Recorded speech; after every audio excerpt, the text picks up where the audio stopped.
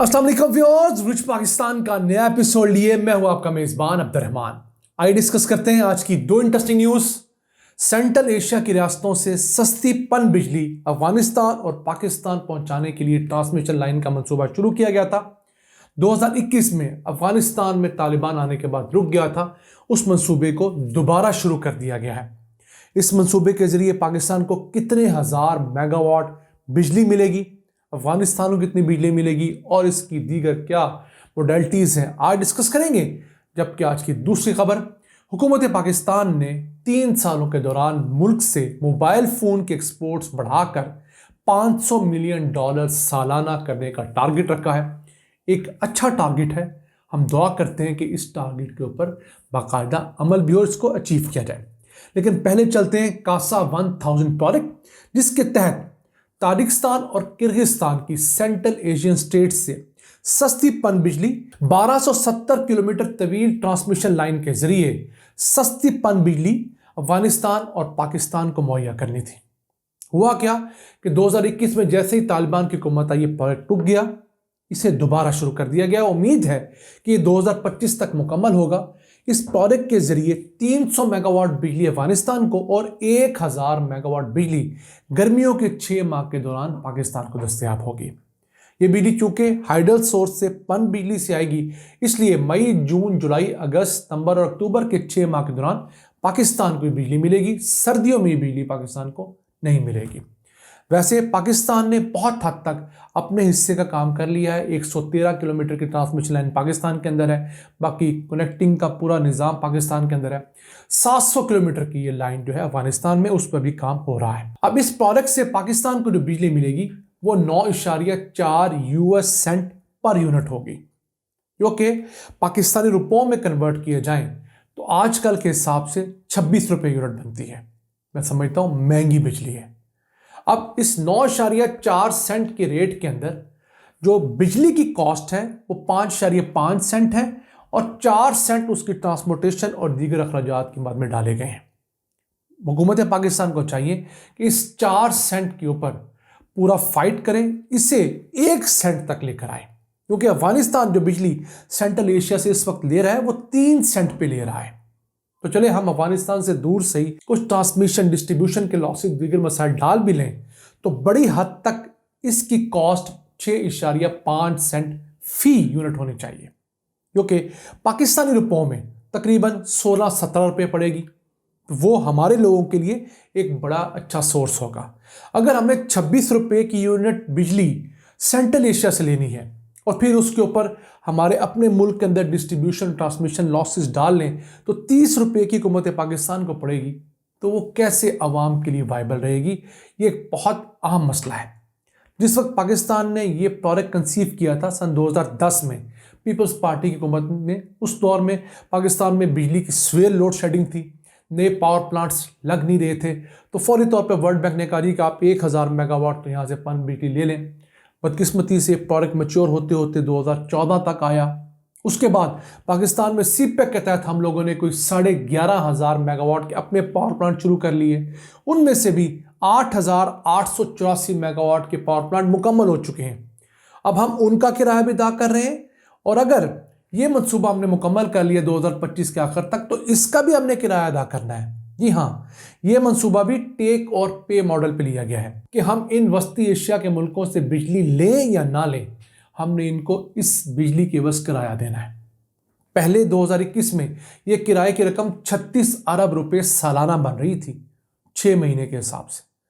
अब जितना डॉलर के मुकाबले में रुपया गिरा है, मेरा ज़ाती ख्याल है ये रकम बढ़कर 60 अरब रुपए सालाना हो जाएगी। तो अब देखिए, पाकिस्तान को इस मद में भी टीका लगने का खदशा है। अब ये प्रोजेक्ट मुकम्मल नहीं हुआ।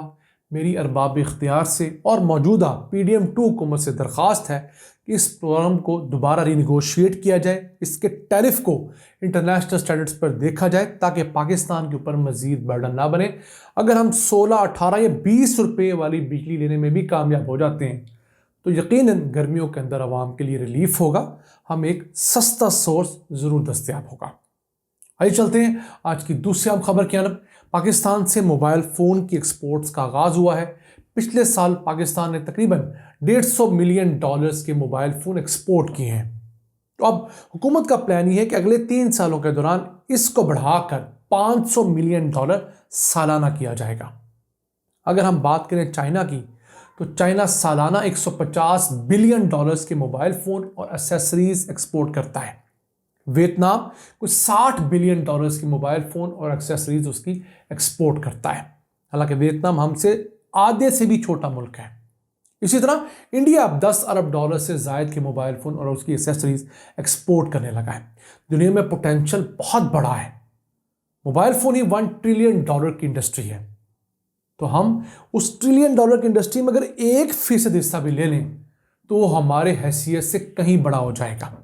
देखना यह है कि हम उस टारगेट को अचीव करने के लिए कितनी तनदेही से कोशिश करते हैं।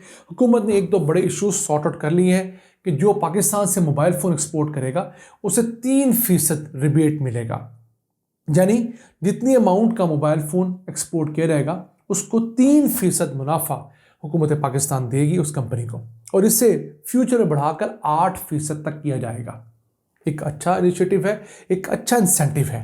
इसके अलावा पाकिस्तान में आहिस्ता आहिस्ता लोकलाइजेशन का प्रोसेस भी शुरू हुआ है। लेकिन एक चीज़ जो पाकिस्तान के अंदर मोबाइल फ़ोन मैन्युफैक्चरिंग में इशू क्रिएट कर रही है वो मुल्क के अंदर प्लास्टिक दाने की इंपोर्ट पर ड्यूटी है। जो प्लास्टिक दाना आप दुनिया से इंपोर्ट करते हैं चार्जर बनाने के लिए, हैंड फ्रीज बनाने के लिए, बाकी चीज़ें बनाने के लिए, तो प्लास्टिक दाने पर 20% कस्टम ड्यूटी है। उसे मोबाइल फ़ोन इंडस्ट्री के लिए ख़त्म करना चाहिए ताकि दुनिया भर से हम लोग जहाँ सस्ता प्लास्टिक दाना मिले इंपोर्ट करें, उससे प्लास्टिक की गैजेट्स बनाएं, अपनी ज़रूरत की तारें बनाएं, ख़ास उसके अंदर डाटा केबल्स हों या कोई और चीज़ें हों, चार्जर्स हों, हेडफोन्स हों, हैंड फ्रीज हों, आईपॉड्स हों, व्हाट्सोएवर हम लोग बनाना चाहें वो तमाम केसिंग्स हम बनाएं, सस्ती बने। इस वक्त अगर पाकिस्तान में दाना इंपोर्ट करके कोई चीज़ बनाई जाती है तो महंगी पड़ती है बने से उसके कि आप दुनिया से बनी बनाई इंपोर्ट करें। तो ये बहुत बड़ा कानूनी लकूना है, इसे फौरी तौर पर हल करना चाहिए ताकि पाकिस्तान से इस चीज़ को बढ़ाया जा सके। अब पाकिस्तान अपनी ज़रूरत के तकरीबन 95% मोबाइल फ़ोन मुल्क में बना रहा है।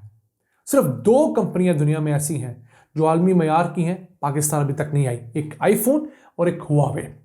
आईफोन का मसला ये है कि उसके कस्टमर्स पाकिस्तान में बहुत थोड़े हैं क्योंकि बहुत महंगा हो गया है, बहुत अमीर लोग उसे लेते हैं, तो बहुत थोड़ी मिकदार में शायद 5% total Pakistani mobile phone user के पास आईफोन है, इसलिए इतनी बड़ी मार्केट बनी कि आईफोन यहाँ पर फैक्ट्री लगाए। दूसरा हुआवे, उनके कुछ टेक्नोलॉजी के इश्यूज़ हैं जिस वजह से वो अपनी टेक्नोलॉजी ट्रांसफ़र नहीं कर रहे पाकिस्तान। इसके अलावा सैमसंग, ओप्पो और इन्फिनिक्स समेत तमाम बड़ी कंपनियां पाकिस्तान आ चुकी हैं। 33 कंपनियां पाकिस्तान में फैक्ट्रियां लगा चुकी हैं, यहाँ पर मोबाइल फ़ोन्स बन रहे हैं और हम हर साल 2 करोड़ 10 लाख 2 करोड़ 20 लाख मोबाइल फ़ोन खुद बना रहे हैं, जबकि हमारी डिमांड जो है वो 2 करोड़ 50 लाख मोबाइल फ़ोन्स की है। बाकी जो 25-30 लाख मोबाइल फ़ोन्स हैं वो बने बनाए इंपोर्ट करते हैं और उन पर भी इतनी हैवी ड्यूटी है जैसे आईफोन वगैरह पर, या सैमसंग के फोल्डेबल फ़ोन्स हैं जो हाई एंड फ़ोन्स हैं कि वो सिर्फ अमीर लोग ये अफोर्ड करते हैं अच्छा खासा टैक्स देने के बाद, गरीब लोगों के लिए वो ऑप्शन है ही नहीं। बस ये था आज का एपिसोड। हम उम्मीद है हम चंद नई खबरें आप तक पहुंचाने में कामयाब हुए होंगे। अपने मेज़बान अब्दुर्रहमान को इजाज़त दीजिए। अल्लाह के बाद।